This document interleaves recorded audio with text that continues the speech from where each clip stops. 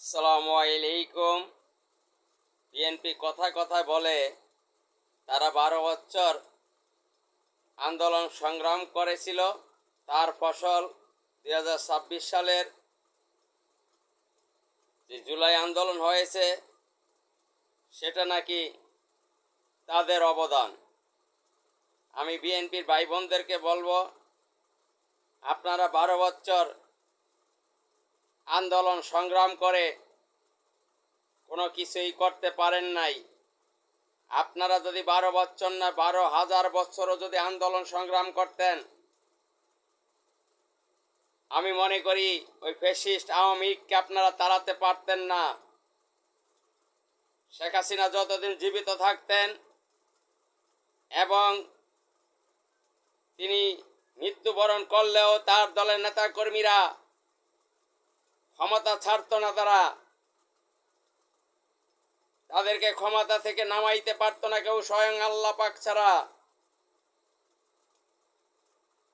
আল্লাহ পাক ছোট ছোট নাবালেগ শিশু বাচ্চাদেরকে দিয়ে, যুবকদেরকে দিয়ে ওই ফ্যাসিস্টকে তাড়িয়েছেন। আপনারা পারতেন না।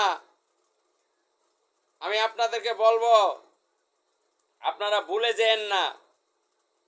আপনারা সত্যকে সত্য বলতে শিখুন, ভালোকে ভালো বলতে শিখুন। ওই জুলাই যোদ্ধা যারা দেশপ্রেমিক, ইসলাম প্রেমিক, যারা ওই আন্দোলনে শরিক হয়েছিল, সকলকে সম্মানের সহিত কথা বলবেন, সকলকে সম্মানের চোখে দেখবেন, কাউকে নিয়ে তুচ্ছ তাচ্ছিল্য করবেন না।